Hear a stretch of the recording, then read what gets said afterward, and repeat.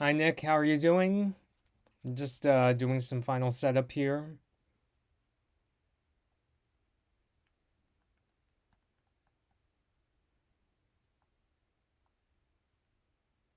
Hello Hassan, how are you doing? Have you been watching good shows lately? Thank you, Nick. I'm really glad that you've helped support me this far. I'm still pretty kind of blown away that you mentioned before that you discovered my channel because you were looking up. I think you said like Zelda Breath of the Wild, the Blood Moon from that game, and you came across my channel, but found out that the Blood Moon I was referring to was actually from Star Wars: The Forces of Evil and not from Zelda.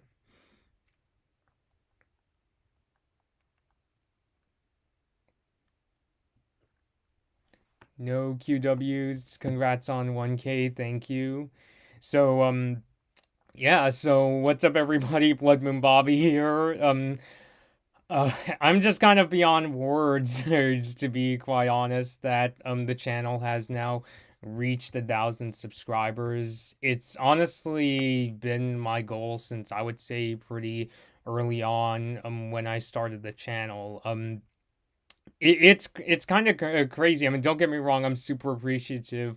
We've all made it here, and I say we because we're like I was genuinely blown away that so many people wanted to subscribe to the channel because when I well I'll talk about that when I get into talking because I said today I was going to talk about what were some of the things that would help shape me, that would help me with eventually creating videos on YouTube. And Nick said that you're glad that you found the channel, and that's really awesome, and I'm really glad that you've turned out for a lot of especially the let's play videos, which I'm hoping to do more of in the future.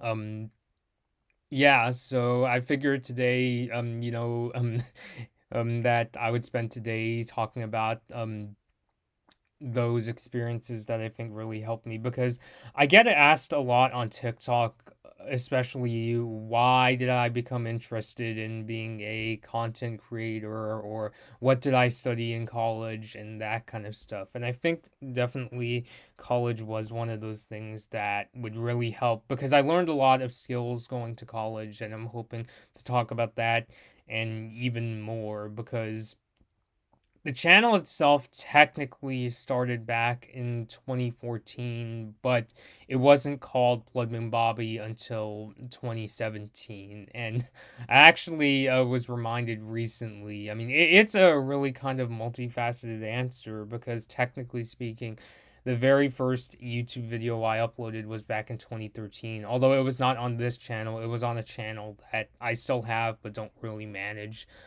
these days. So yeah, so what exactly were those experiences that would, help eventually shape me into starting a YouTube channel? I would say probably the first example would probably be when I was in middle school. It was actually when I was getting into broadcasting and journalism for the first time. The very first journalism class I took was actually a broadcasting class back in middle school where or I would like help with, or I would be writing scripts for like the news stories, and I was just kind of thinking about how admittedly, I mean, I think this is something that all like journalism students have to practice, is just to learn how to become like more neutral and less biased, because back then admittedly I was kind of sensationalistic with writing like Nikon and stories about like Nikon cameras and comparing Mac to Windows. But I still look at it as like it's part of the learning experience. Today, if I were working on the scripts, like I wouldn't even think of like approaching framing those stories in that way. I would just be like, no, no, no, no, no, that's not good. So I think that experience, it would help. It's a big part of what would convince me to take on a much more wholesome manner, which I'm really glad that lots of people like, especially on TikTok. No QW, how's it going today? I'm doing really well. How are you doing? And Nick, I'm also doing really well myself.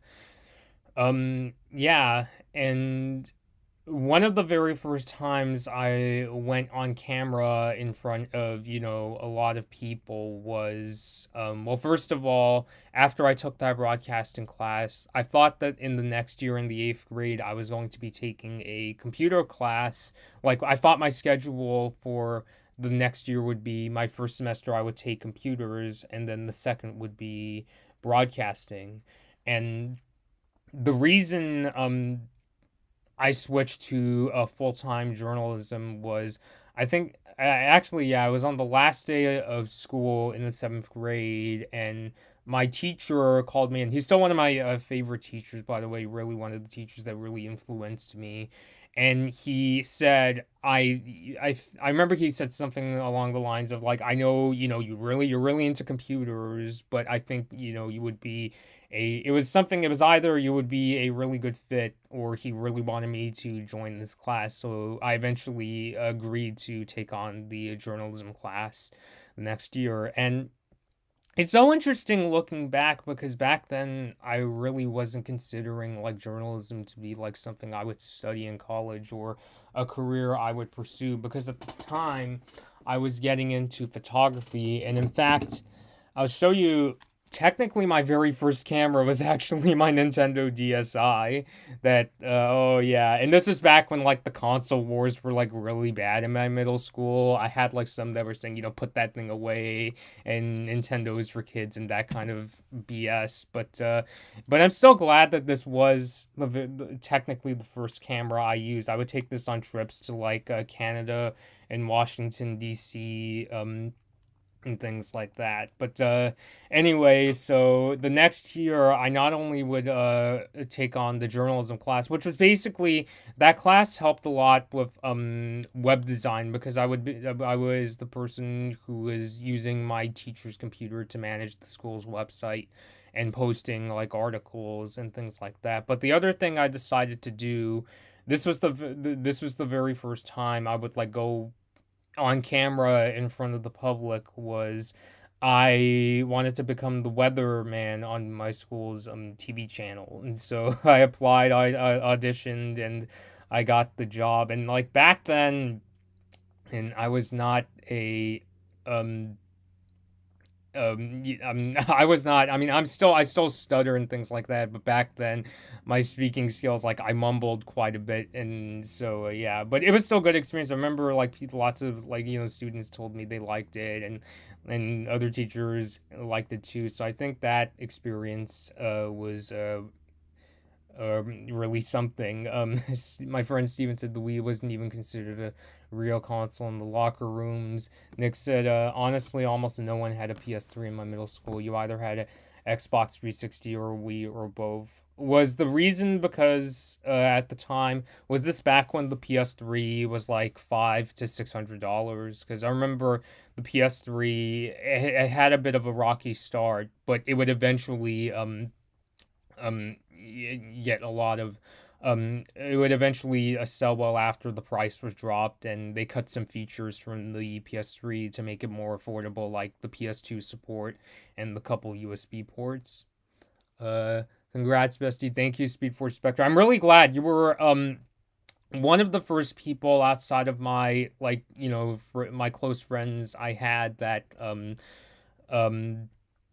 really supported my channel. I remember, I think it was back when I was discussing Butch Hartman and his controversial O-Axis network.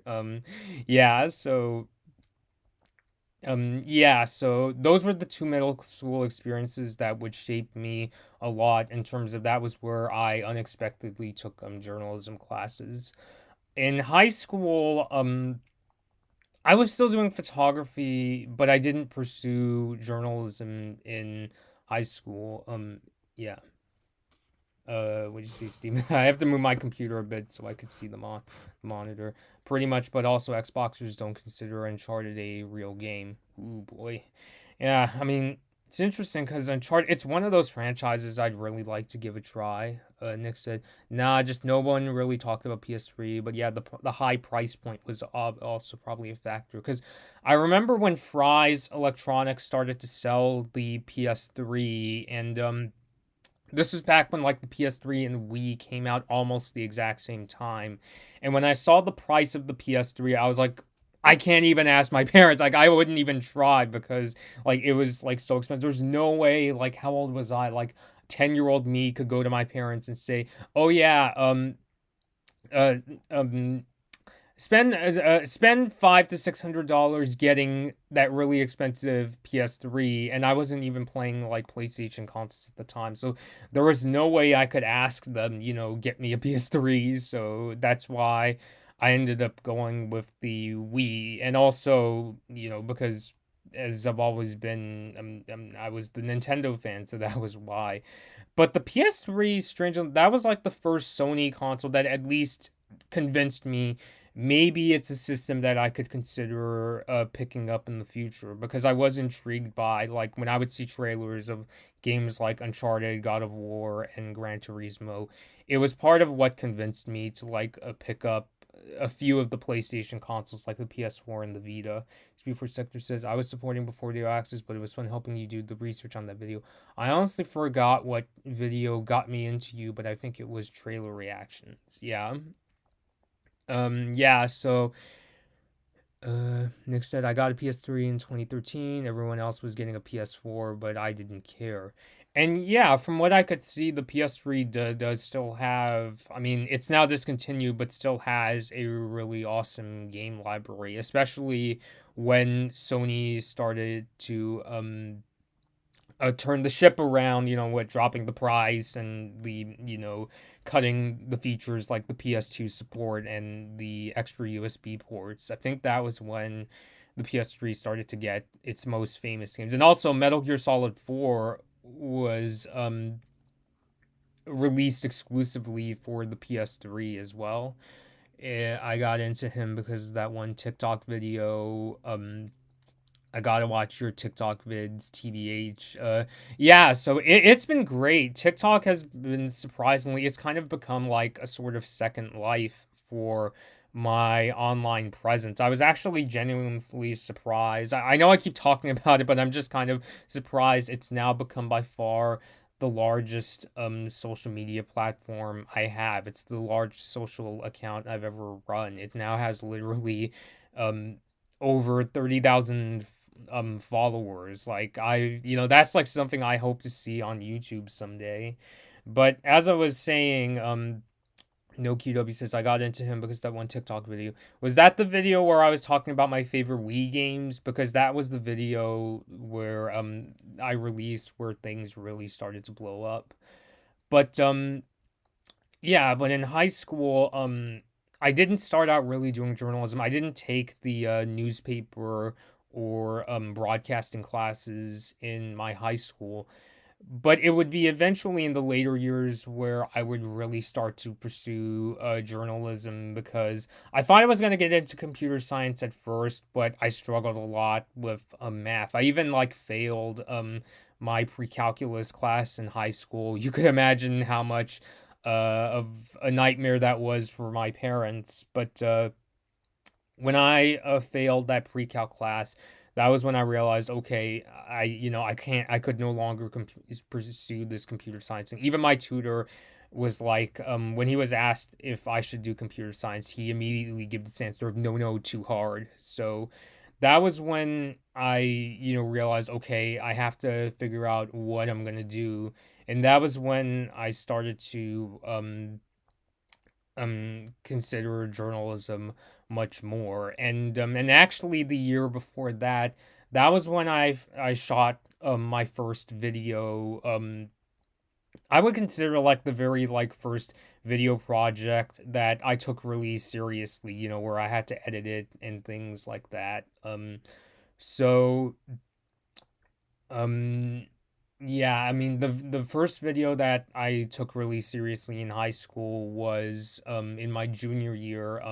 The homecoming dance was coming up, and I was on the school's cross country team, and the parents from that team that usually film those kind of homecoming events, their daughter graduated, so they were not going to come back the next year. So I kind of unofficially took unofficially like kind of took the position of, okay, I'll film my teammates homecoming coronation because,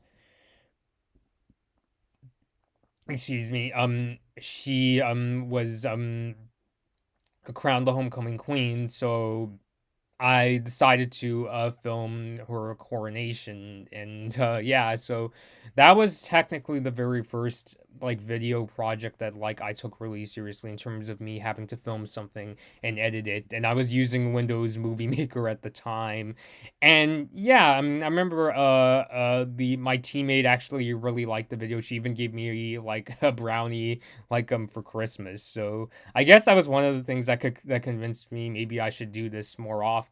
So I would film more like kind of more of these like events and dances. Like I filmed a Sadie Hawkins coronation as well. And it was not official by any means. I wasn't doing it for the like high school like TV network or anything of the sort. It was just, me being like a sort of independent filmmaker, I guess you would say. I would also film like the schools, what they called the Project Diversity event. That was where all the cultural clubs would like get together and hold performances. And so, yeah, so those were really some of the earliest videos that I got to film on my own terms in high school. And because of those experiences, and also at the time, I was doing also a lot of like kind of independent photography projects. Even at one point, my multimedia teacher, when he saw that like I like to photograph sports, he invited me to photograph sports events, well, not even just sports, but also like assemblies with his own cameras. And so yeah, and he would make collages, a couple collages out of my photos. So after like all those experiences, it was what convinced me to take up studying journalism in college. And that was probably one of the most difficult decisions I ever had to make, because like I had like my parents weren't like were really not sure if I could make a career out of it and things like that at the time. I admittedly grew up in like a family that was like you got to be a doctor and that, or a lawyer and that kind of stuff, which I have respect for, like people who can go those career routes and really enjoy it. I think that's really awesome. I would do it myself. It's just that I struggled a lot with those subjects in school, and that's what convinced me to take up journalism. And so I wasn't really filming videos for my first couple years in college. I was focused more so on doing sports photography. I mentioned before on TikTok that sports is still my favorite genre of photography. I used to photograph basketball, soccer, water polo, and baseball games and volleyball games when I was in college. But I didn't really start shooting videos again until I became the social media editor of my college's paper. And at the time, I had a sort of blog website that I had social media pages for that, but I wasn't really gaining any followers. So I thought with that experience, I could become the social media editor, because at the time, I don't think I could have applied to be the photo editor. So I decided, okay, I'll take up a social media editor. And that was another really transformative experience for me. It was actually the first time I realized that I could consider social media management as like a job in the future. It could be considered part of a public relations career, and I was kind of mind blown that I could consider that as a job. So yeah, I mean, it was kind of a crazy experience, but it was good because I learned a lot of skills from that job. Like that was where I started to shoot videos more often. And back then, because it was the first time I filmed interviews, my friend Gabby could vouch for this. I remember getting like really frustrated because I was using DSLR cameras at the time, and I couldn't do the thing, and this is a good tip for those who want to get into like a DSLR videography. I don't have my camera that I used to use in college on hand right now. But I'll just use my like Nikon Z6 as an example. I learned that you can't just plug in like a microphone straight up into a camera like this because it'll pick up a lot of background noise. I remember I used to get really frustrated because I thought I was doing something wrong. But that changed when my friend Gabby, who often does the Owl House videos with me, and she introduced me to the lavalier mic, which you might remember if you watch some of my earlier videos. You might remember seeing like a microphone clipped to the collar of my shirt, and that really helped me a lot with those interviews. So what ended up happening is when I would go interview people for my college's newspaper, I would ask them to clip the microphone on their shirt, and before I start shooting, I would have to do these claps like, which I still do today for a lot of my main news story videos, and that's so that it would help me like sync the audio of my microphone and camera in post. So yeah, I mean, I just remember learning a lot of skills. College was where I learned. I really learned a lot of videography skills. Um, it was also where I learned social media because that was when I learned about social media strategizing and management. And I even did some radio work when I was there. I did some radio training when I was in college. I would go like I would even like go on the air and manage the music of of the school of the college's like radio station, and that was where I learned a bit of podcasting and things like that.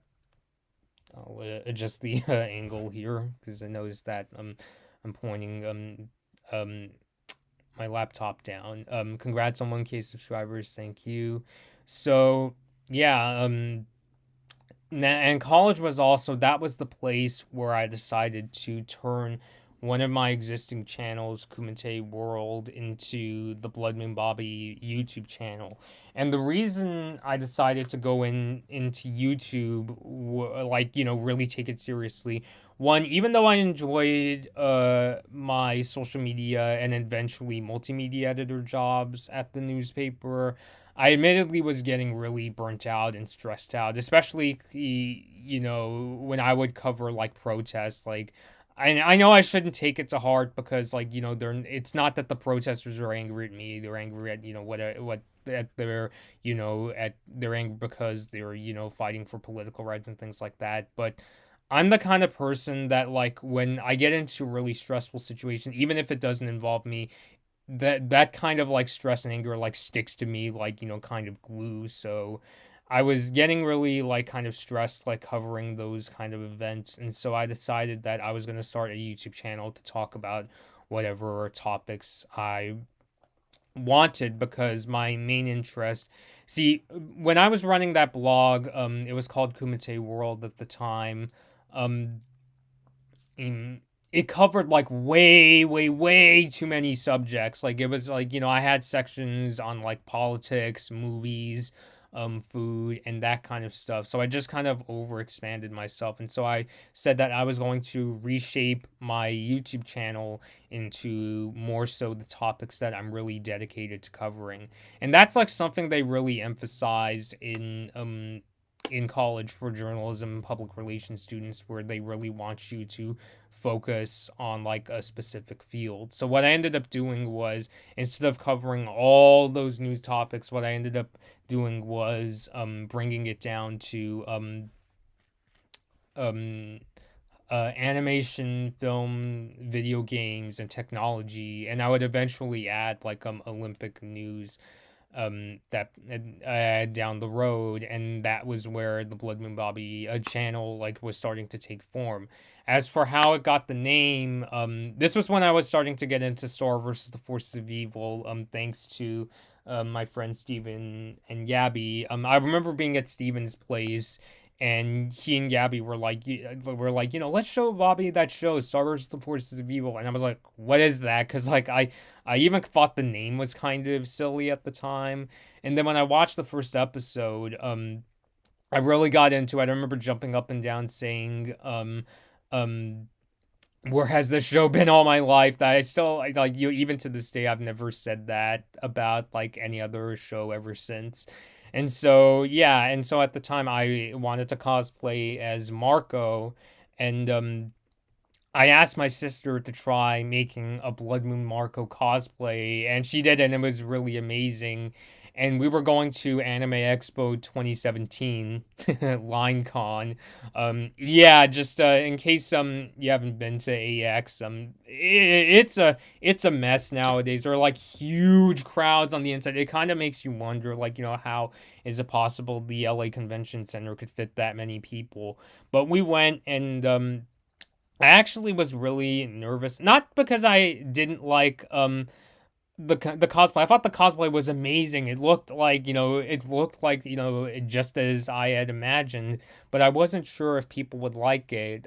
Even less, I didn't expect anybody to like come up and say hello at all. And when I got to the convention center as Blood Moon Marco, um, I started hearing people say Marco, like calling out Marco's name, and I was like, are they talking to me? I wasn't sure, but my sister was like, yeah, they're talking to you, and a couple people asked to like take their picture with me, so I was like, oh, okay. So with things like that, that was why I decided to turn the Kumite World channel into what you're watching right now, the Blood Moon Bobby YouTube channel, and so. Yeah, I mean, so that were really the experiences that would like those like kind of academic experiences that really shaped me up. Before I get into like what lessons I've learned from having a channel with over 1,000 subscribers, I'll answer the questions. I'm sorry I haven't been getting to them. It's just that I've been wanting to discuss a lot of the things that would shape my time being on YouTube. So question is, are you in college? As who said that? Like I graduated. Um, I know somebody earlier was saying I graduated, which I did. I graduated back in 2018 with a degree in journalism. Are you planning to make a video on the new Spider-Man movie? Not for No Way Home because I don't really follow the MCU, but I did a trailer reaction of Spider-Man Across the Spider-Verse, which you could check out on the channel. And I actually did a review of Into the Spider-Verse with Steven and Gabby. You could check that out as well. I really liked making the intro of that video. I've heard you need something like a cam link to stream with your DSLR, and that costs over 100. Well, Steven, these days some cameras, you don't need that. For newer cameras, like this, Nikon Z6, you could actually, for this one, I could actually download a piece of software from Nikon that allows me to use this as a webcam. The only reason I haven't done that with my Z6 yet is because one, I don't have space or I don't have like a tripod that's like small enough for me to use this as like a webcam. And the other thing too is I would need like a power supply that I can get from Nikon, but those are like really expensive. What I want to do is I'm thinking in the next year, I want to pick up a secondary camera, probably a Panasonic that's like smaller, and maybe I could use that as a webcam. And that's actually why these days I actually just use the internal webcam in my MacBook Pro, which isn't very nice at all. But that's because the newest version of the Mac operating system no longer supports this Logitech camera, so I could kind of use it, but it's a hassle to get this to work with Mac OS Monterey. Basically, I have to reinstall the driver every time and restart the computer, so it's not feasible. Yeah, Hunter. Hi, how are you doing? Yeah, so what are some experiences that, really shaped that really helped me run this YouTube channel. I'd say the first one is I think this is the most important for anybody that comes to YouTube or does really any kind of this kind of this content creation with videos is you really have to develop your own voice and style. I remember people sometimes ask me who are the YouTube channels that really inspired me. Channels like Tweeterman287. I still watch Tweeterman to this day. Also, Nintendo 3DS blog is one of my favorites that covered the 3DS because I really liked David's easygoing delivery and how, especially these days, because I feel like a lot of current events commentators, even in the video game like community, are these kind of ragey, like cynical people, or who go on and on talking about, I mean, not that horrible things don't happen in the video game industry, but it's the kind of thing where it gets like lots of these content creators are really cynical these days. But yeah, so channels like so that was why I really liked Nintendo 3DS blog. The channel still exists. You could go watch David's videos. I think they're really still some of my favorite videos that covered the 3DS back in the day. Um but back when I started, and I started off easygoing, but there would be videos where I would also started to, without realizing it, I also started to get really like kind of cynical and kind of grouchy in my videos. I remember when I was covering cameras, I got really pissed because there was a article like saying that DSLR cameras are on their way out, and like I remember like getting really ragey and pretending to puke in that video.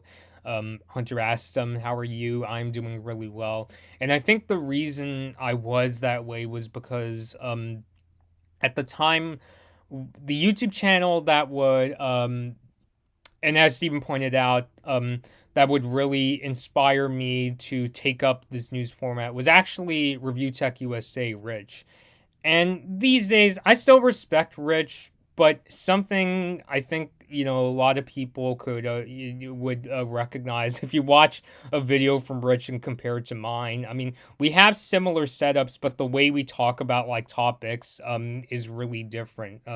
Because Rich has like a habit of like talking in this really like kind of like confrontational manner. I still think like he is objective, but he has a tendency of like really trying to convince especially people who really don't like him, because like he has a really big problem with trolls of like what his opinion is and this and that. And I think that's why um I started off like really kind of cynical. And the video where things came to a really big like kind of clash was I made this video talking about the Nikon D3500 DSLR camera. And at the time I was not really happy with it. I've used it since, and even though it takes good pictures, I don't think it's a very good camera for video. Um I mentioned the price because um I'm trying to jog my memory here, and people got really like mad at that video. Like I remember getting comments saying, like do your research, and if you go on eBay you can find really good deals, or I should say if you go online you can find really good deals and that kind of stuff.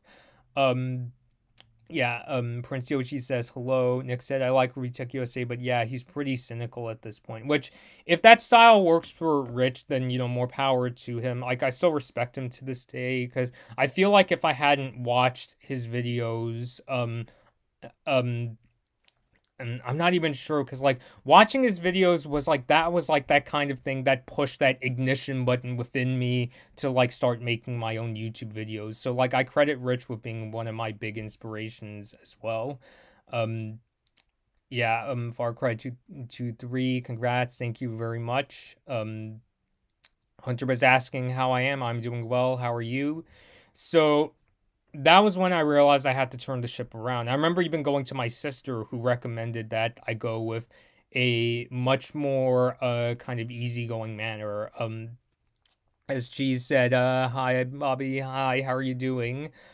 So what I ended up doing was like, I started to take it a bit easier with videos, and if there were situations where I didn't have to be like, really angry. And these days honestly, it takes a lot for like, a news topic that I cover to really anger me. and that kind of stuff. Like, I think one of the things that really showed how much I changed since the early days when I did get kind of ragey in videos. I think a lot of YouTubers do go through that period, because I remember, like, even Tweeter Man, he used to be, like, very, not very vulgar, but he was, he used to, like, curse quite a bit in his videos.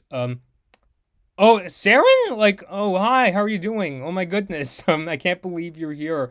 Yeah, I'm really glad that you supported my channel, and being on that cross country team really, in a way, influenced me a lot because it really convinced me that with a lot of like determination and encouragement, I could achieve a lot of really impossible things. So yeah, I'm really glad. I do have like former coaches that even like still watch my videos, like, even if it's just to like kind of see how I'm doing and that kind of stuff. I'm still really appreciative of that.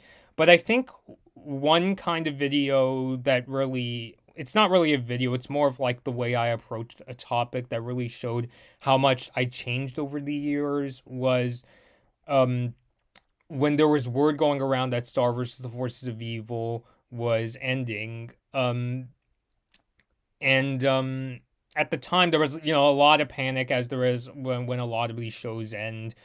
But me personally, what I ended up doing was I didn't cover it right away because it was a rumor at that point. The only like concrete thing, there was like a director who said something, but I didn't want to say something until Disney Channel gave the official word. And Yeah, but that was a good example of like where going in a more easygoing manner really helped me be frankly a good journalist, to be honest. But because instead of being that kind of sensationalistic person, I, hit the brakes and like separated myself from the online like kind of panic and said, wait, I gotta wait for official word from Disney before I like say something about this. Yeah. So I think, my sister Penny, who also does a lot of the artwork, and I'm very thankful for her, for this channel. Like, she's the one who drew the logo of me cosplaying Blood Moon Marco and things like that. And also all the different variations of my logo throughout the years, like 99% of them were came from Penny. So I'm really thankful for her. Um Jeffrey said, congrats on getting this up to 1,000 subs. Been watching a few of your videos when I'm freed up on other things. That's really great, Jeffrey. I'm really glad, we've known each other, over the years, especially talking about, all the Disney Channel shows like Star and the Owl House. Um, so I think, and that I really think that's really one of the most important things for anybody who comes on YouTube is to develop their own voice. I think a lot of people, they're gonna start off by talking a lot like the YouTubers they were inspired by, and I think that was why I started off like kind of talking like Rich, but I learned to develop my own voice, and I think that's something that like no it's a good example of something that can only really be gained through experience, because a lot of people will approach YouTube in many ways. There's people who will go in more of like I don't use a script in my videos. I use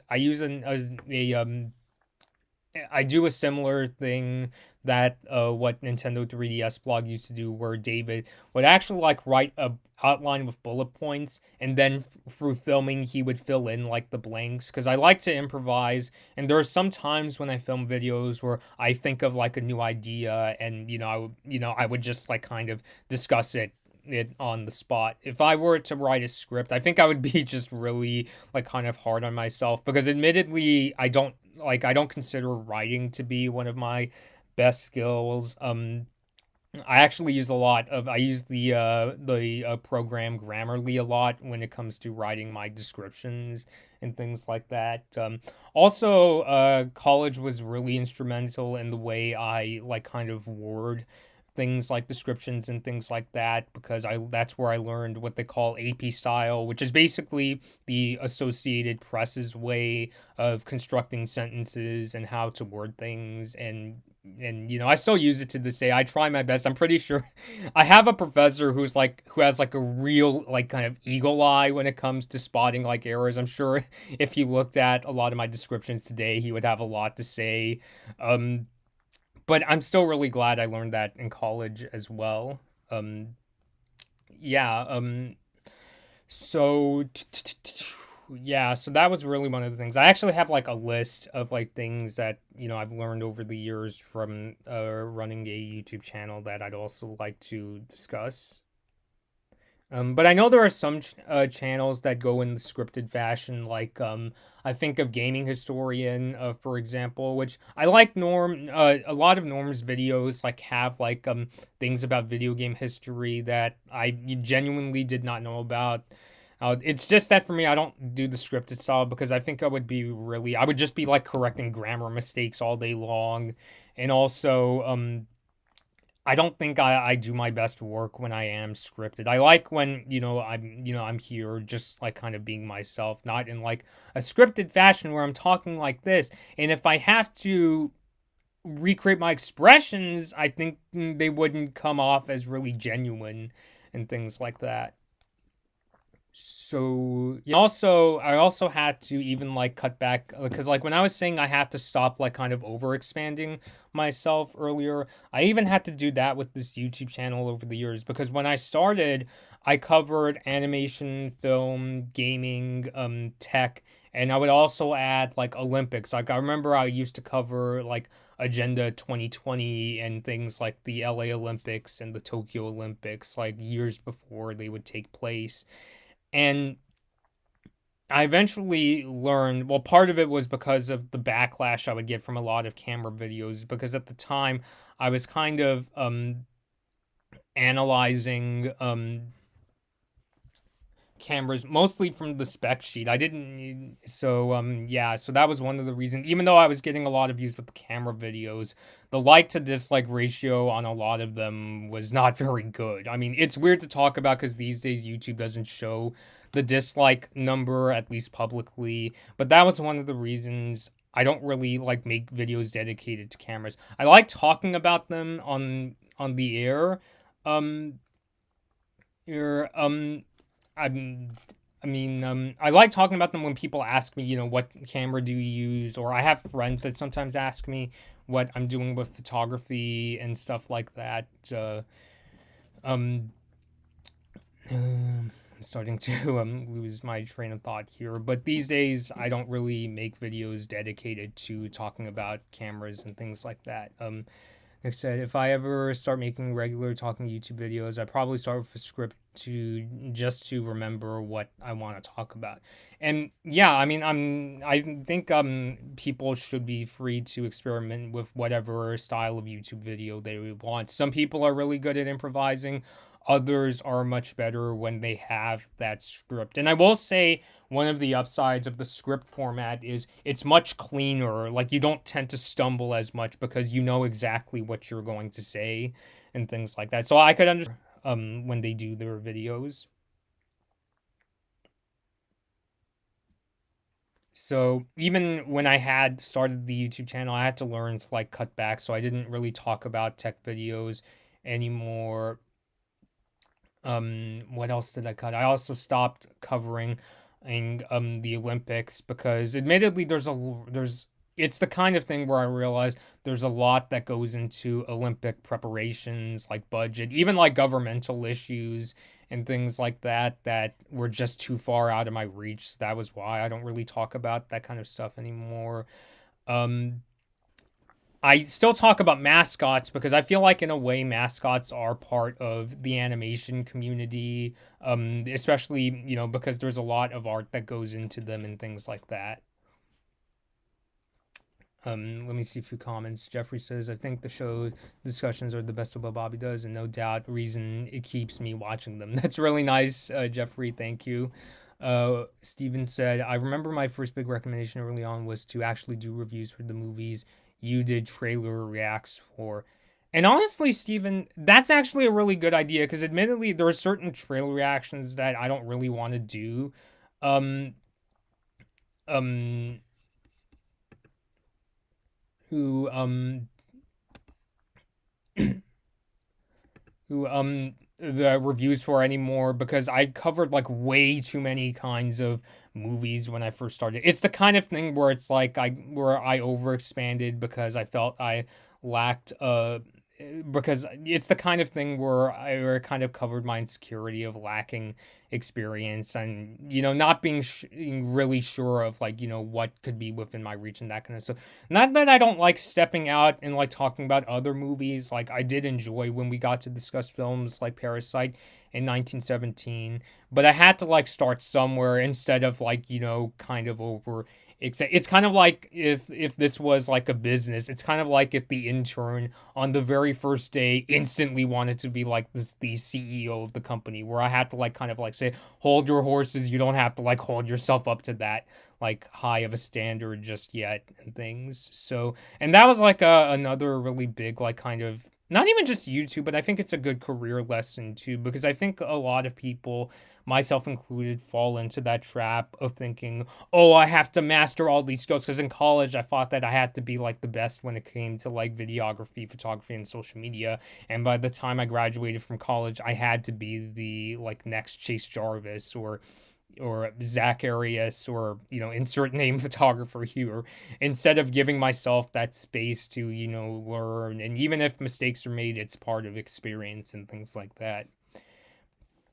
And I guess that's the really like kind of like cool thing was that I learned um is is that sort of thing where like mistakes don't necessarily end most mistakes I should say don't end careers or side hustles like this YouTube channel. If anything, most of the time they help like people grow and become you know like kind of creators that are much better than they expected of themselves and things like that. So I'm glad I started to cut back when it came to the number top, even the kinds of like movies. Like I tried like reviewing like Martin Scorsese films, which also I still like to watch even more Scorsese movies, but I liked how I took it a step back and decided to focus much more. I became much more focused on the kinds of topics I cover. In terms of these days, I tend to stick to more so animation, because that was the thing that I was most used to. I mean,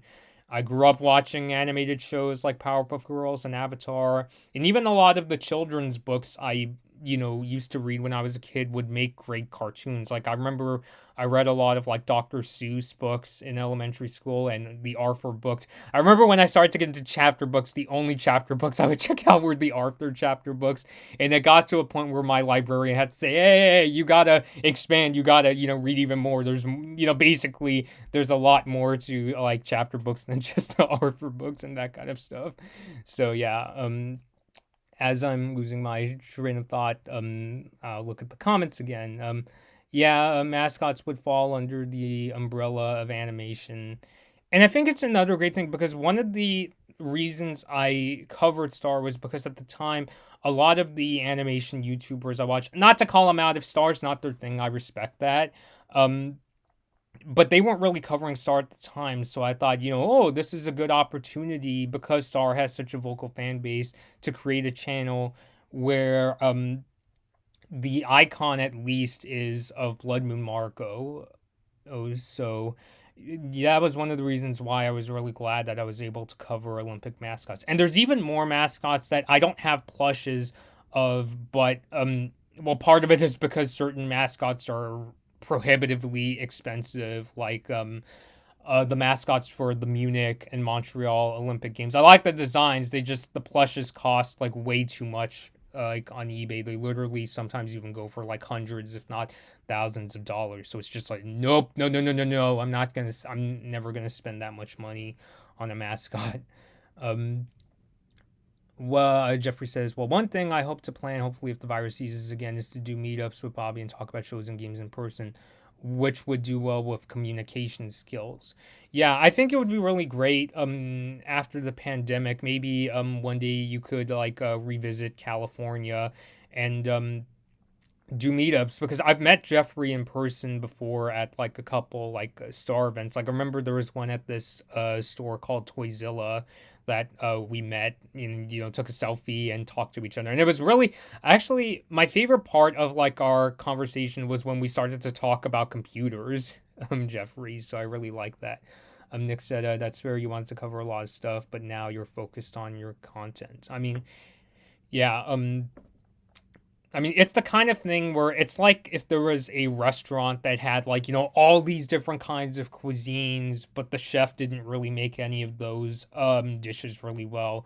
But if they focused on making like a particular cuisine that they're really, really good at doing, then that's what would really allow them to express their expertise and things like that. So it's kind of tricky to explain. Like, it's good to have a lot of skills, but the thing you got to have on top of that is a focus. And if anything, it takes a lot of that pressure off you when you start to focus on like a certain like kind of thing as opposed to trying to cover it all. Like even in the field of journalism, there's all kinds of journalists out there, people who cover politics. It's not just people who are like on CNN covering politics. It's also people who cover the movies, people who cover video games, people like sports journalists, like people who like go out who get to go to the Olympics and photograph Michael Phelps and that kind of stuff. So it's really good, like, to pick a career and then to, kind of dig down and like find the career that you especially like specialize in and that kind of stuff.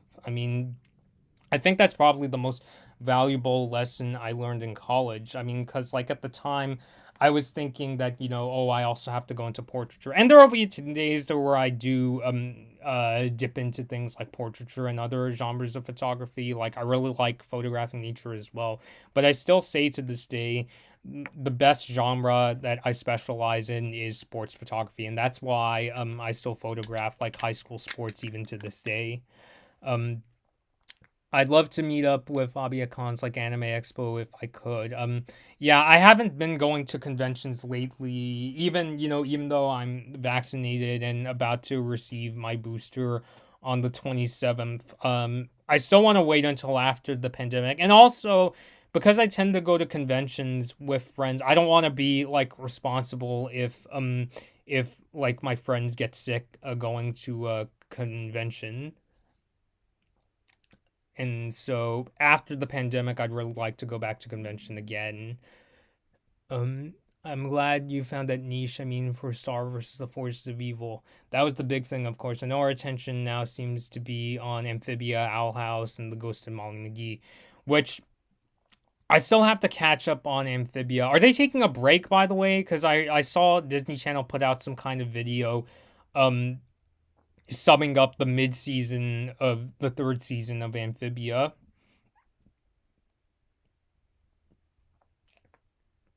Although if there was a show that I really wanted to get into right now, it would probably be that Netflix series Hilda, which I keep promising that's still probably going to be the next show I cover.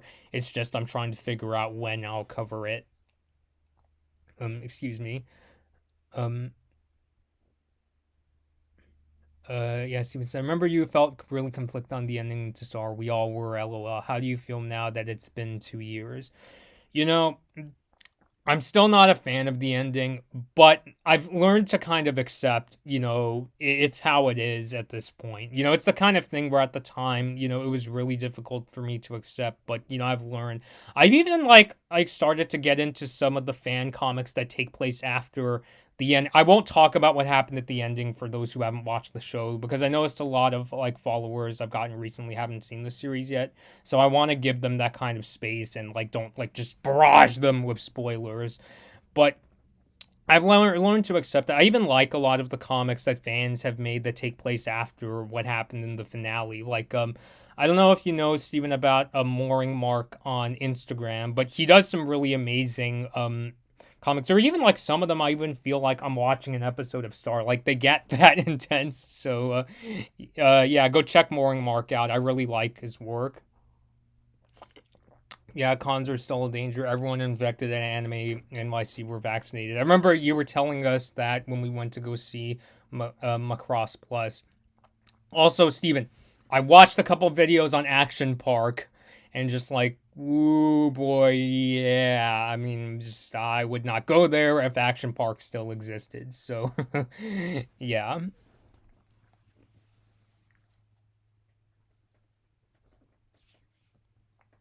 So, is there even more things? I talked about how I learned not to overexpand myself and to develop my own speaking style. Um, Yeah, I mean, and I guess the other thing, well, I think this is a really important thing I should talk about for people who are getting into this because I noticed a lot of people point out how it's really difficult to grow a YouTube following. And it is. I mean, because I feel like these days it's like not saying YouTube is preferring things. I think it's just a matter of like, experience where unless you're like a really experienced channel that has been doing it for years, like it doesn't even have to be a PewDiePie. It could be like even if it's somebody like a Tweeterman or um Review Tech USA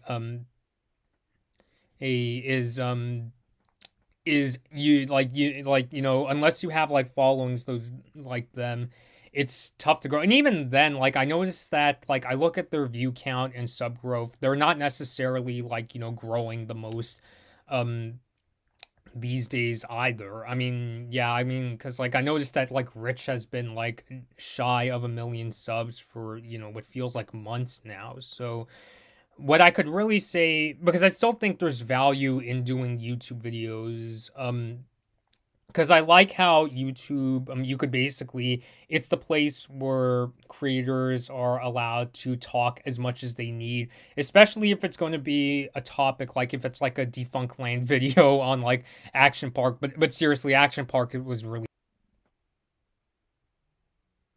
And I just noticed I had a bit of an internet hiccup. But creators like them, I like when they have as much time as they need, where they get to discuss things in like a documentary style manner, like channels like Defunct Land or Bright Sun Films, and those kind of creators or gaming historians. So what I would say is for those who are interested in doing YouTube, not even as a career, even if it's like a side thing, what I'm doing is be prepared to do this over the long haul. There have been many times when as I was doing YouTube where I felt that I peaked and thought that I wasn't going to be able to grow. I even remember when Star ended, I think I had at the time like 391 subscribers. Let me I could double check. I have the screenshot from the video where I talked about what I was going to do after Star ended. Um,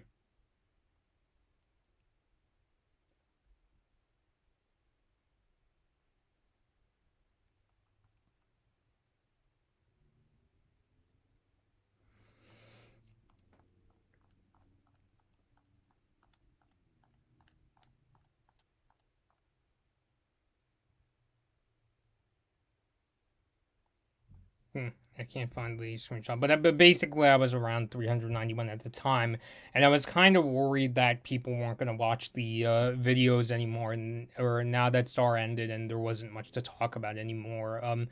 But as my friend Gabby pointed out, one of the really great things that has happened in the years since Star ended was um that the my audience was able to, or my audience enjoyed videos that I got to discuss outside of Star. Like I remember, like especially when I would cover movies, shows, or games, like uh um the Mitchells versus the Machines and lots of others like that. Like I've done reviews with friends on movies and shows like the two like Invader Zim into the Florpus and Rocco's Modern Life Static Cling and stuff like that. Yeah.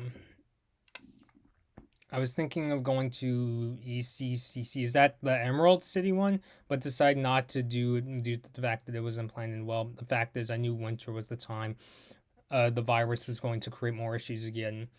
Which makes sense because I remember last winter, that was when COVID cases started to spike up again. I'm guessing it's because it was winter, that's when people like catch colds. I remember I used to catch like colds like every winter when I was in elementary school.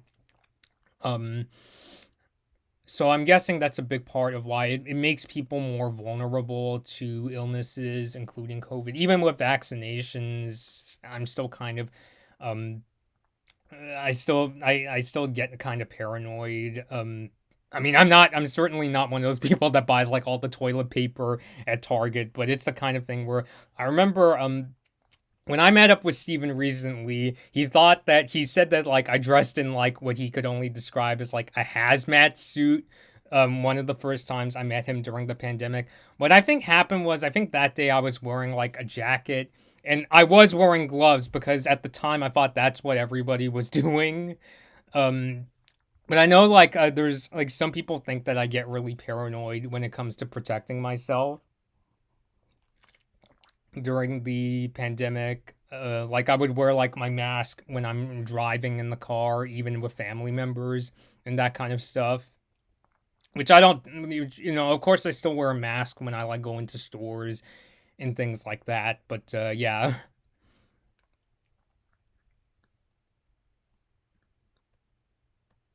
I guess another thing I could talk about. I am glad that I do have like family members that do watch my videos.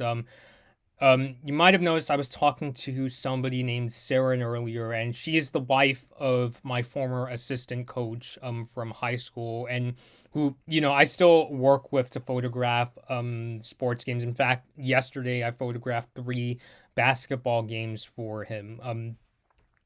Yeah, with the this Nikon Z6. In case you're interested in hearing what the shutter sounds like. Like this is what it sounds like at 12. Actually, I'll take the card out so it doesn't store. It sounds like this at 12 frames per second. Wait, why is that's a slow one? What's going on? Maybe I have to put the card in to get it to go really fast.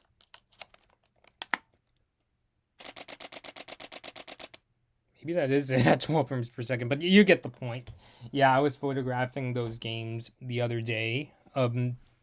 For my former coach. But I am glad that family members, even if like I'm not saying, I mean, if you do, or if you're watching this and you do watch the shows that I cover, I think that's really cool. But I'm totally cool if people watch my videos just to see like how I'm doing and what I'm up to and things like that. I think the most surprising thing that's come from doing YouTube was I have like family members that noticed I'm much more social when I do these videos and much more talkative. Like I remember hearing from my uncle who was like, "How come Bobby he's really talkative on when he does videos, but he's really quiet at family gatherings?" Which yeah, so I guess you could say I even had like an aunt like who visited from Chicago, and when we met up, she I think she actually like called me like a superstar and was glad that like this channel was helping me break out of like my kind of like social bubble and things like that. Because if you meet me in real life, you'd probably notice that I'm a really quiet person and I don't really talk much unless I'm with like close friends. I'm learning to kind of speak up much more and ask for help more often, but I will say, in person, I'm a much more quieter person. I mean, I think it's just the thing because I noticed the when people get on the internet, they have a tendency, oftentimes not in bad ways, they have a tendency of like expressing themselves in ways they wouldn't in public. I mean, I guess part of it is because you're talking. I mean, I always treat every time I go on camera, I always treat the camera like I'm speaking to like the camera has there's hundreds, maybe even thousands of people. And the reason I have that approach is because I remember watching this interview with Whoopi Goldberg when she was talking about the making of the movie The Color Purple, and she told Spielberg that she wasn't comfortable doing a movie because she was used to having an audience because at the time Whoopi was on Broadway doing stand up and things like that. And Spielberg told her there will be an audience, the crew will be your audience, and in the lens in the camera, there's thousands of people in there, but they're just kind of hard to hear. So I'm not sure what it is, but I like that kind of mentality of like sort of thinking of like, when I get in front of that like camera, there are gonna be like, uh, like maybe 50, hundreds, sometimes even thousands of people. It's just that, it's just that I can't really hear them really well. Well, maybe today that's a big exception because I'm doing this live, and yeah, it's actually more like 50 if I'm going by my YouTube analytics, but still. Um Luke said, congratulations, thank you. Steven said, the difference I feel on camera on the stage, you're demanding their focus. In person, it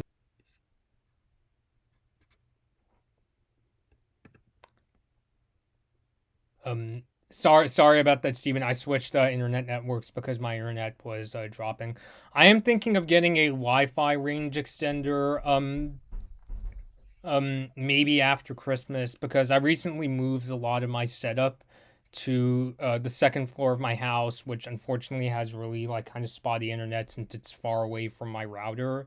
So I'm thinking after Christmas of getting a Wi-Fi range extender, and I can't just move the router like from downstairs to up here because there's a lot of like cables.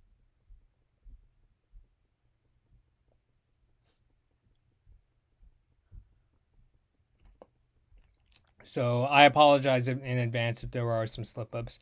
Luke said I'm a pretty quiet person as well. Nick said I'm really shy, anxious in real life, to be honest. Yeah. So I think yeah, I'm doing these videos. I mean, it's kind of funny to think because on one hand, one may think that the internet, there's trolls on the internet. Nick said, I'll cut out. Oh, wait, never mind. It's back. Yeah, sorry about that. I switched router connections to try to smooth out the internet. After Christmas, I'm thinking of getting a, like, kind of a range extender to try to smooth things out.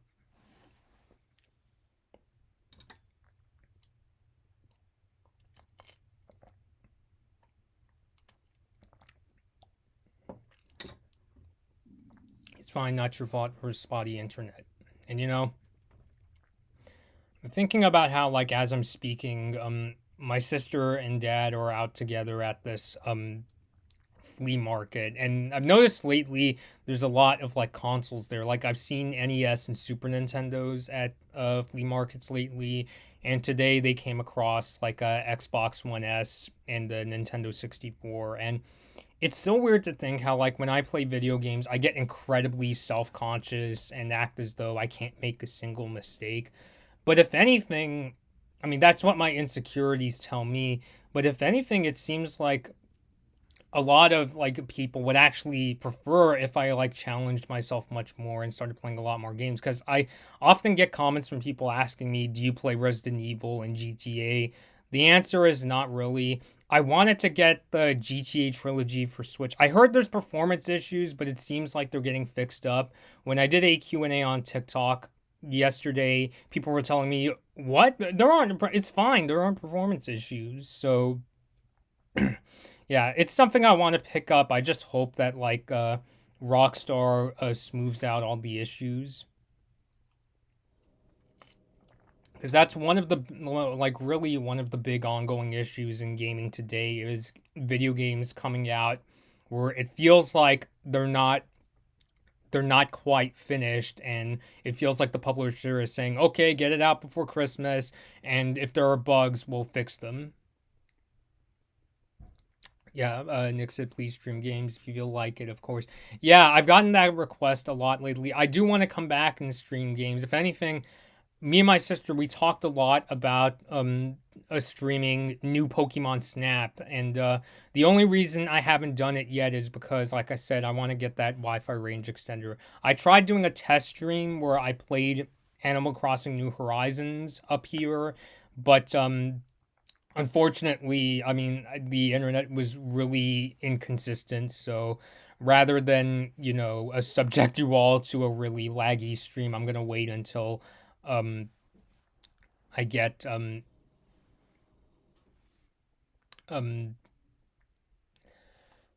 that extender. Honestly, you can get a lot of streams out of Fire Emblem Three Houses. I just hope people don't roast me.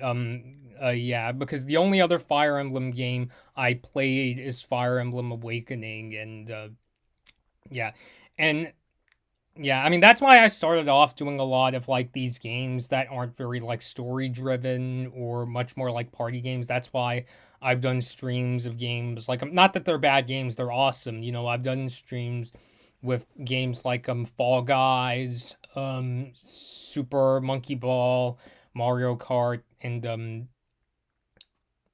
um what else have I done? And two Animal Crossing games, City Folk and New Horizons. Which, in case you're wondering, New Horizons, that's the main game I've been playing a lot of lately because I've been taking advantage of the recent software update that was released for that system. But game streams are coming back. I just need to get like my setup, like get my setup together and things like that. I haven't played Fire Emblem Awakening or Fates, only played Fire Emblem Echoes.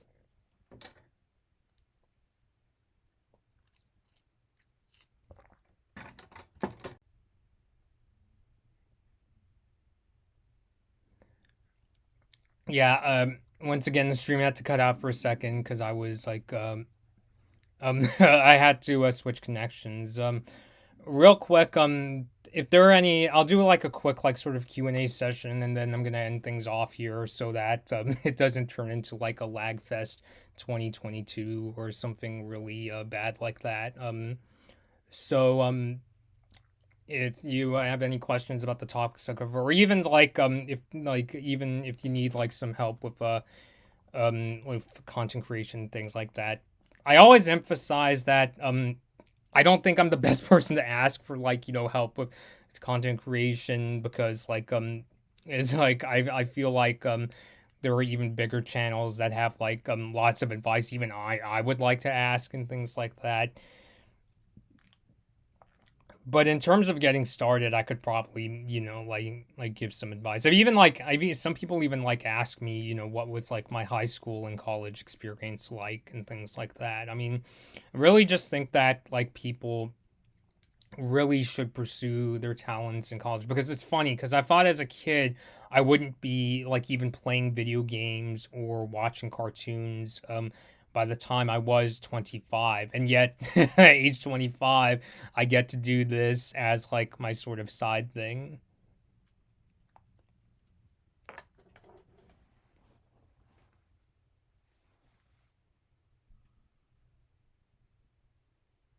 Thoughts on the new Bayonetta game?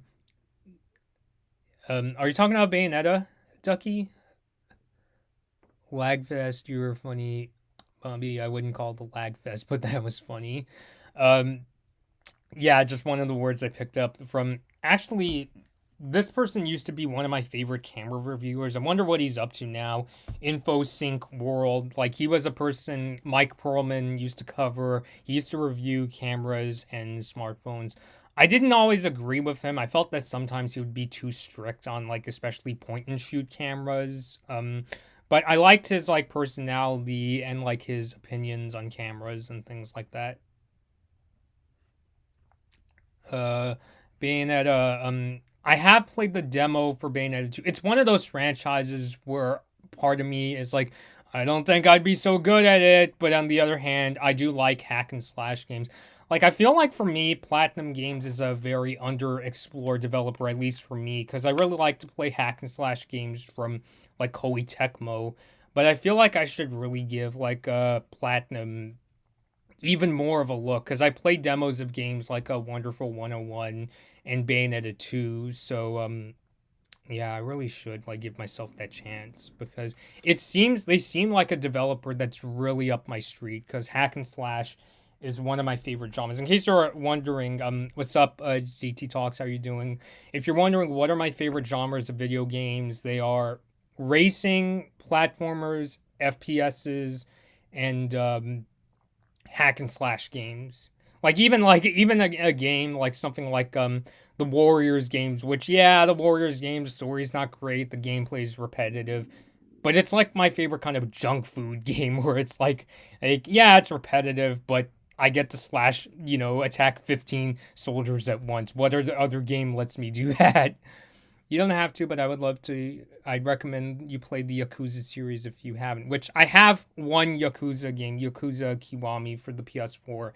I actually got that when I used to be a PlayStation Plus subscriber.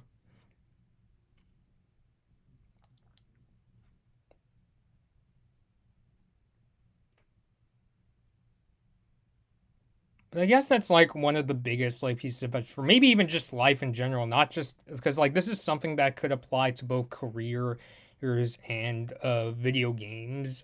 Is that mistakes are not the nail in the coffin. It's if anything, it helps build experience, and that's why when and that's why you get like people with lots of experience. When you go job searching, you always hear about people who are like, I have like that's why they always make a big emphasis out of like people who have like 5 to 10 years of like social media experience. Like it's not just that they could do their job really well, but they know how to turn things around if things go wrong. Yeah, because I remember I even used to have that mentality of if I go job searching and if I make one mistake, I'll get canned.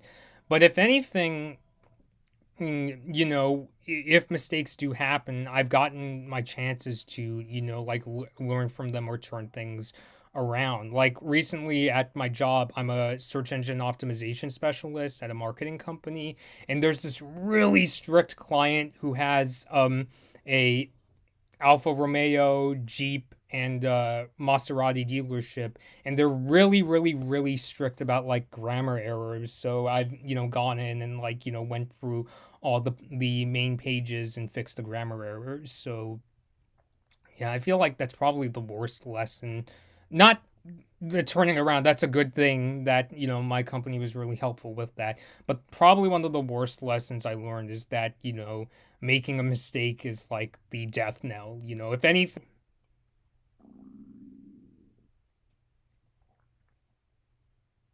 Yakuza 0 is low-key one of my favorite games from the last gen, which is cool.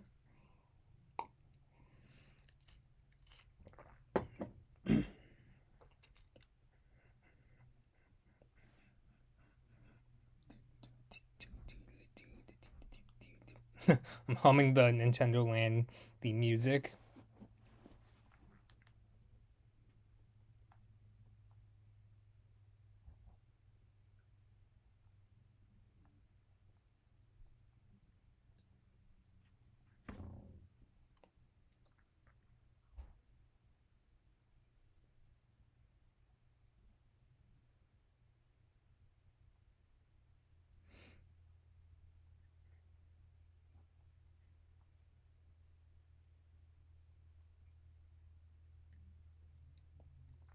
But yeah, and I'm also grateful that I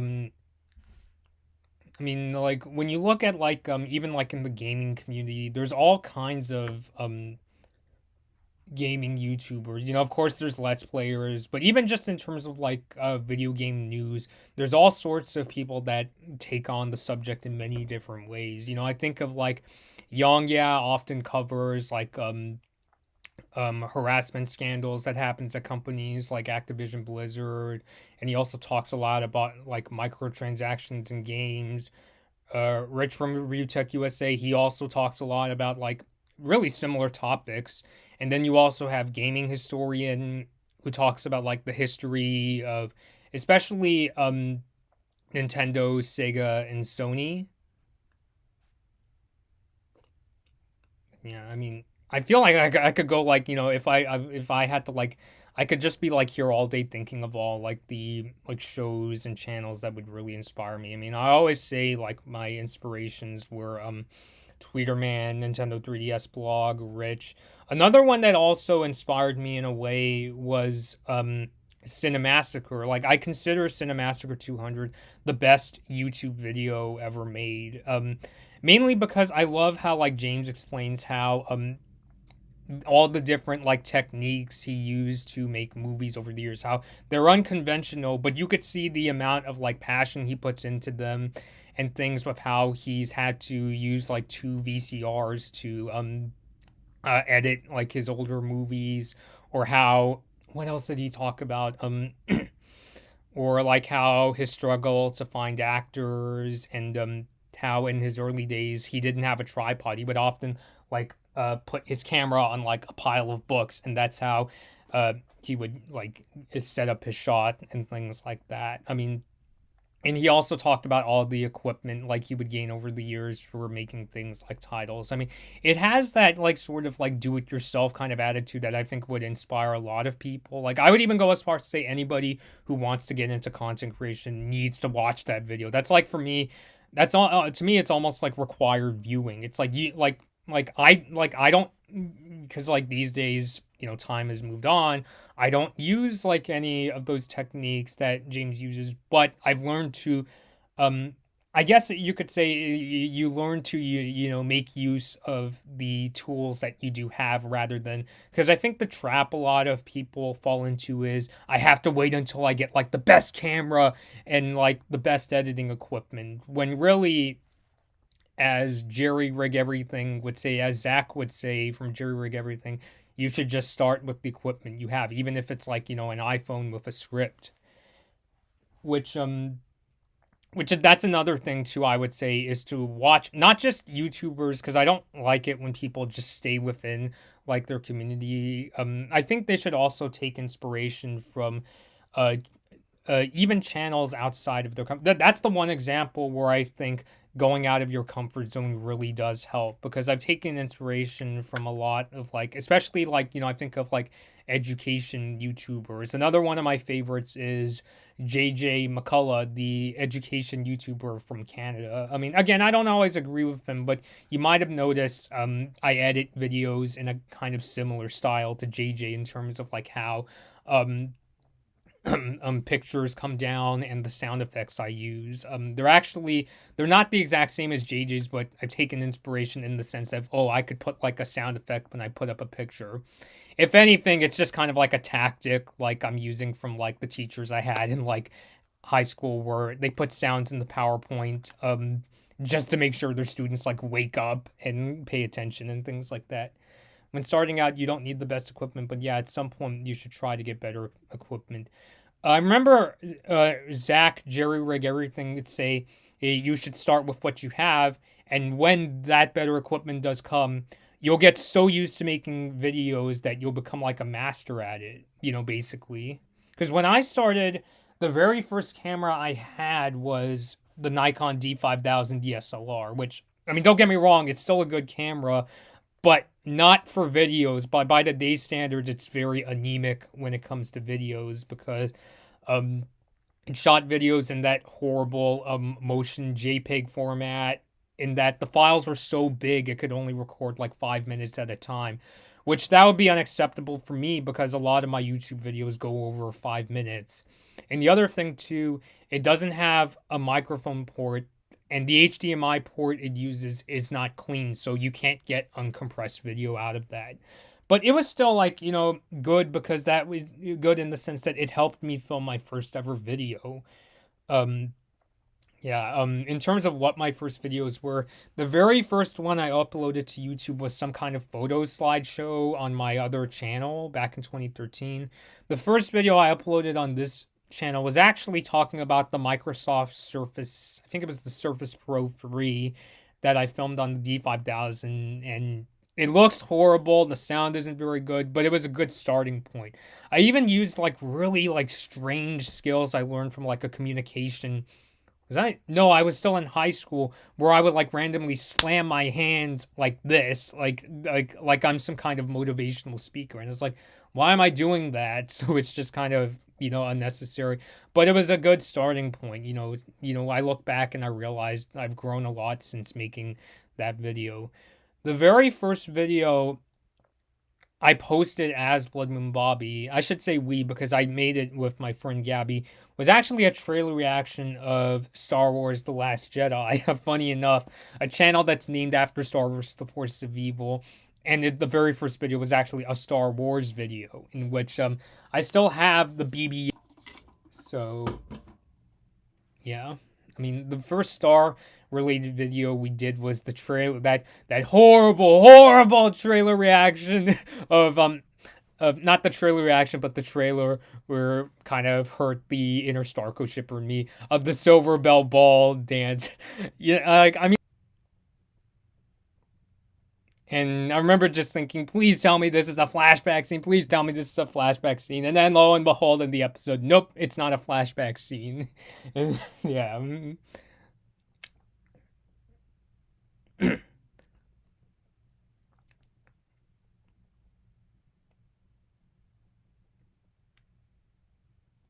And funny enough, that in the intro for the video was actually inspired by um the intro of the video was actually inspired by the Martin Scorsese film Casino, where I went into my parents' car dressed up as Blood Moon Marco, but I wanted to make it seem like the character Tom Lucidor like put some kind of device to make the car explode. So with some After Effects and um an explosion footage that I downloaded from one of those stock video websites, I made it look like Tom blew up my car. I don't know why, but I still love the PS3 photo editor, even though it would be very outdated by today's standards. Is it one of those photo editors where you could adjust like basic settings like the brightness and contrast, but it's not like it's not even close to something like a Lightroom kind of deal?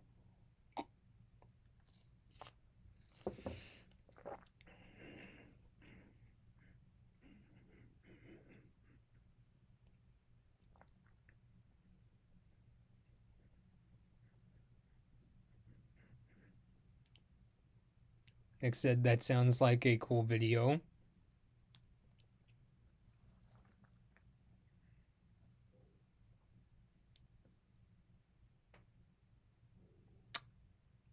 Steven said, really liked changing the meaning of that footage to be more optimistic in the Day of the Light video. Yeah, I still remember that. And I'm still like I still remind myself from time to time. You said that your class was really inspired by that video. Um which I think that's a really great thing because like I don't consider myself like an inspirational figure in that kind of stuff, but I'm still glad that your class liked the video. I have been meaning to do another behind the scenes video at some point in the future. Where I get to talk about like my sort of updated setup, especially now that I do TikTok videos. I think it would be time to do another or a video like talking about much more of like what I do behind the scenes and that kind of stuff. Yeah, it's a relatively basic video editing app. Favorite Kirby game? Mm, probably. I really wish Nintendo would make a sequel or port of this game, Kirby Air Ride, for the GameCube.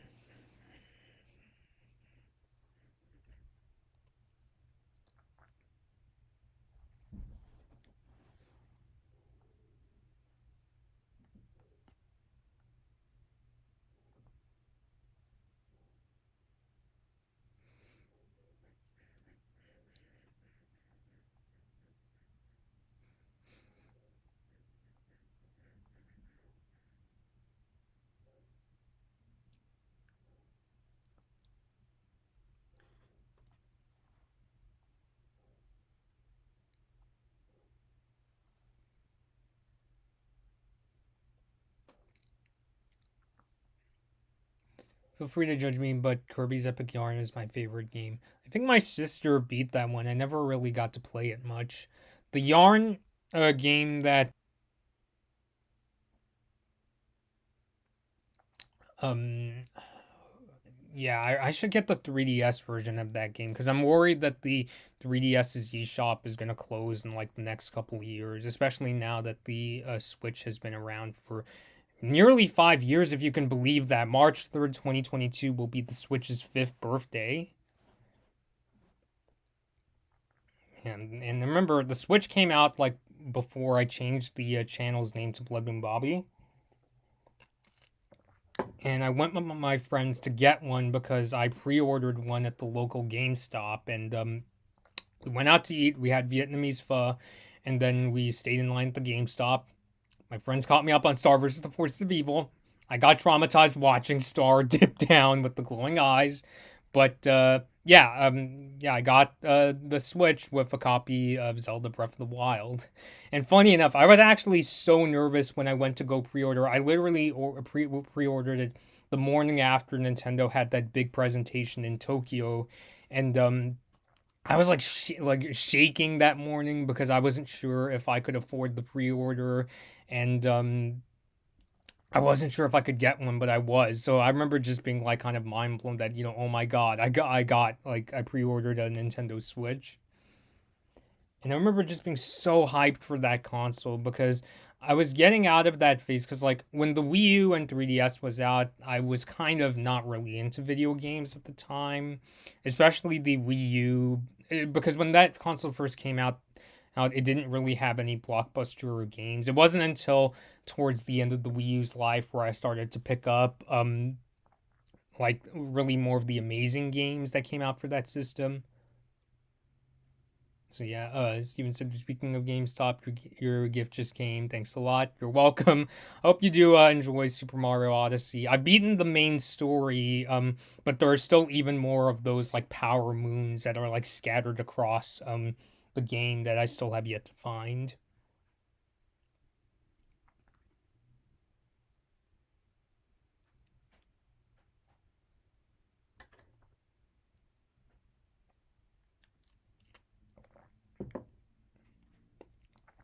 But yes, Steven, if you are looking for like ideas for reviews, I'm honestly really think that you should consider those movie reviews. Doesn't even have to be like because I think you're really good at like discussing movies. So like if there's films that me and Gabby aren't as like well versed in, but there's still things that you really want to talk about. I think that you should. Same with Gabby, to be honest. I think both of you could do pretty good YouTube videos. I know you do like short films and they're really great, but I think if you were to do film reviews, they'd come out really good. Even though I love my Wii U, yeah, it had a pretty bad launch. I mean, it's funny how looking back, the Wii U, I feel like it's now kind of considered like a sort of dark age in Nintendo's history. Not only because the launch wasn't very good, what else? And actually, somebody on TikTok asked me what's the most meh game I've ever played. Honestly, Nintendo Land. I know some people do really like Nintendo Land. That's awesome, but I don't know. To me, it was just kind of a typical launch game. I never really got into it that much. And also, I never, not never liked, but I didn't, but I'm not really a fan of the Wii U gamepad. I just think it's a really big, like, kind of controller. At least with the Switch, it's nice because it's a system you could take with you. And, like, if there are times where I can't use my TV to play Doom 2016, then I could, like, catch up on my own.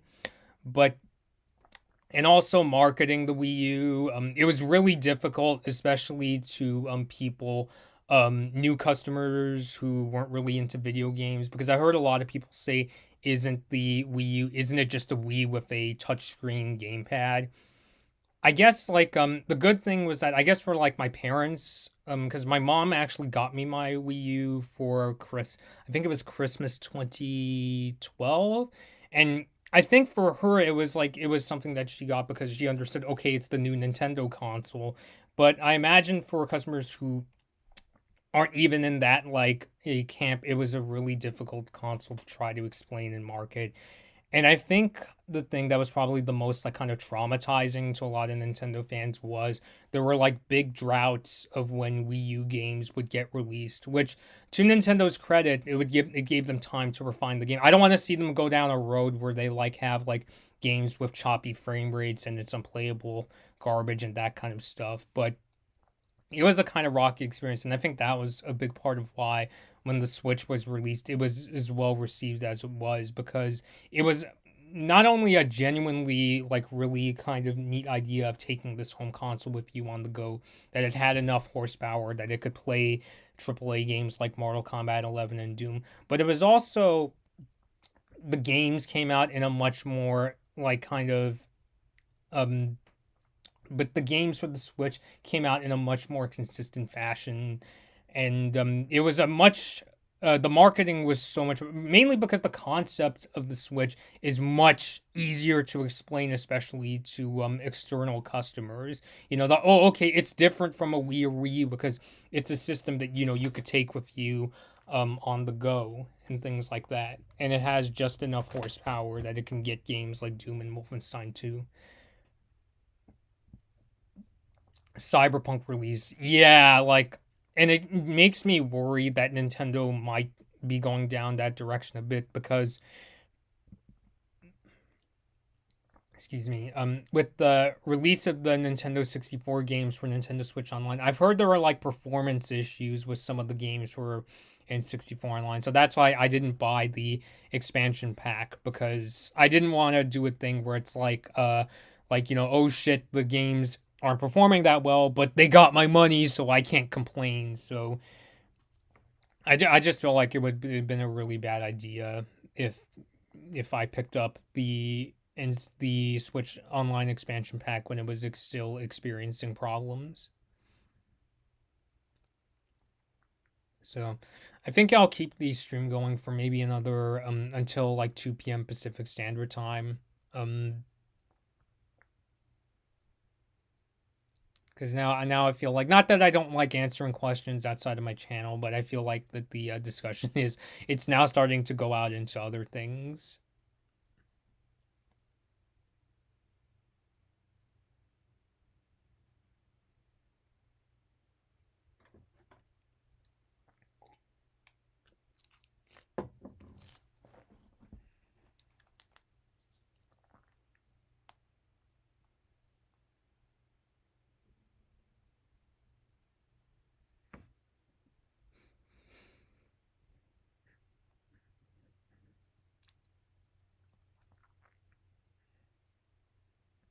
Yeah, I mean, I don't mind if people ask me, what's my favorite video game or movie. It's tough for me to name favorites sometimes because I like judging like things just as they are. And for me, I'm just not a believer in things like absolutes and things like that, because I think people should be allowed to, like, if I say, like, for instance, Avatar: The Last Airbender is my favorite show, I still feel like people should like watch it as it is, put the hype aside and like, make their own like opinions on what they think of the show and things like that.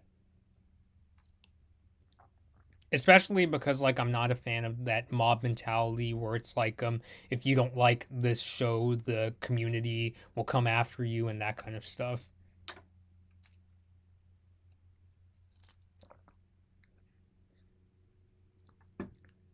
What Steven say? Since people brought up Spider-Man in the comments, I'd just like to say it's under Spider-Verse and Spider-Man 2 as my third favorite Spider-Man and movie. For context, I hated Far From Home.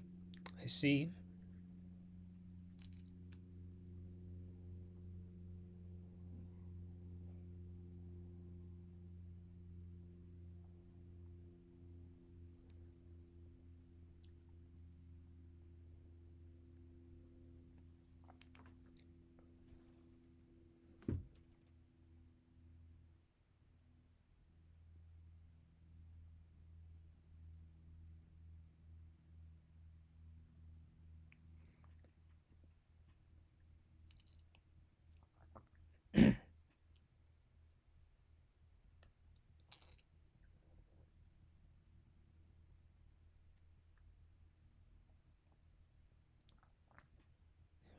I mean, sure, my friend Gabby would also bring up how this channel has also like given us the opportunity to meet quite a few people in the animation industry, and how um and also with Steven as well, like we've met the Star Crew. I mean, I was still like blown away that like the creator Darren FC allowed us to, interview her and members of the crew. I remember when we went to go meet her at the signing for the Star Book of Spells, I was just thinking we were only going to get the chance to interview Darren herself, but then she was like, "Do you also want to interview one of the directors and one of the writers of the book?" And I was like, "Oh, sure." Like I was like stunned. Like I'm glad that like, she was like, helpful with that. And now we've also um met Adam MacArthur and who else did we interview? Eden Shear, Star Butterfly herself. Steven said, still chuckling at how I shot the whole interview. But it was still a good experience. I'm glad that, we all went to the Gallery Nucleus and we got the chance to interview the team, or at least, Darren, the director, and the author.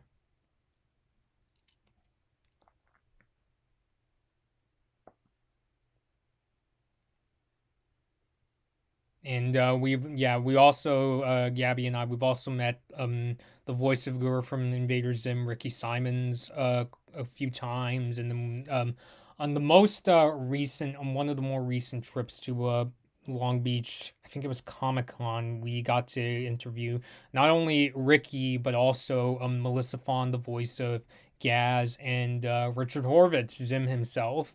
I remember I was cosplaying as Dib, and Richard Horvitz was like, I saw you in the crowd, Dib monster, and that kind of thing. So I hope, yeah, because I think it would be cool if we also got to interview people who were behind shows like Amphibia and the Owl House. Obviously after the pandemic, but it could still be cool.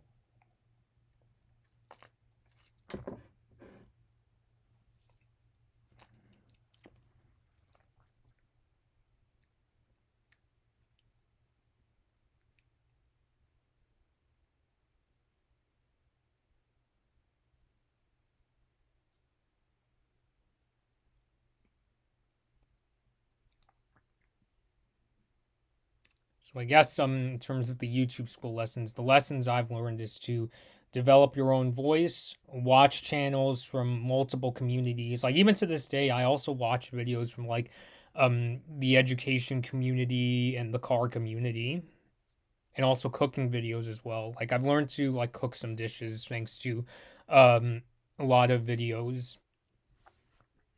So develop your own voice. Take inspiration from all kinds of YouTubers, not just the ones from your community, and I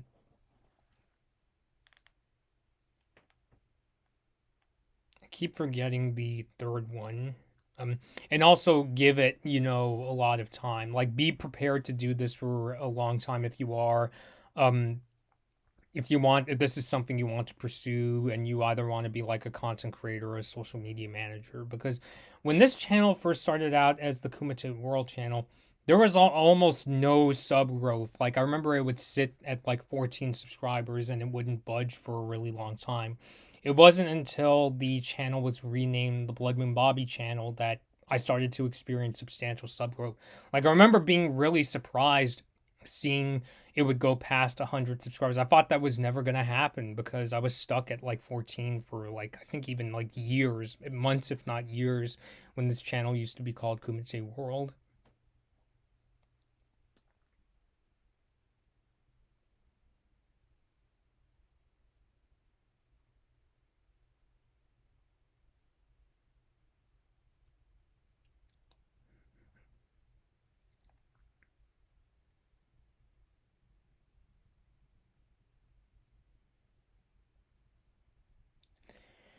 Yeah.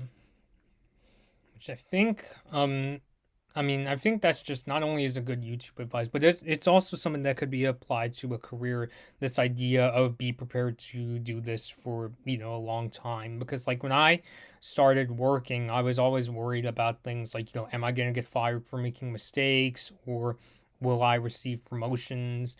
And what I've learned from experiences is those kind of developments take months, if not years. So it's the kind of thing where it's literally a perfect example of where patience is a virtue, where you just have to keep working at it, find things that continue to keep you motivated. It can be really pressuring, especially these days with like, admittedly, some of the things that kind of set my insecurities off is when I see people like posting that, oh, I'm getting married or I received a promotion at work, and I'm just like, and I'm left thinking, what's wrong with me? Why haven't I, gotten those things yet? But it's the thing where it's like those good things, they, take time. And to be fair, those people that come off as like the perfect people, chances are they're going through their own struggles as well. It's just that they're not going to talk about some their friends into their problems kind of stuff.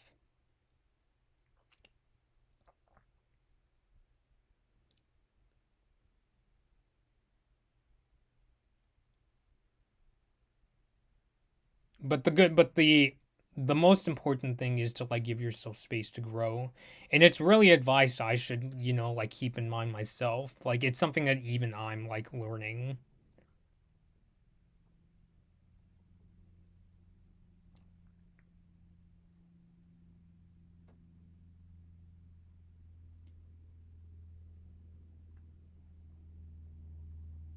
So keep the stream going a few more minutes in case anybody watching has any questions they'd like to ask me.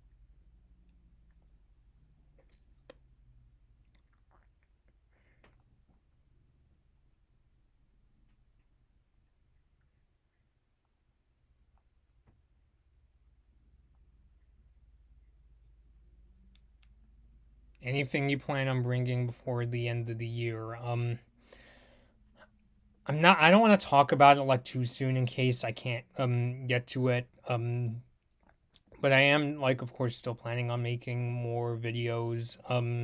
I am gonna do a New Year's stream this year, kind of like my own version of Dick Clark's New Year's Rockin' Eve. Just unfortunately, there's not gonna be music performances, but I'm down to do like more Q&A and celebrate with the community.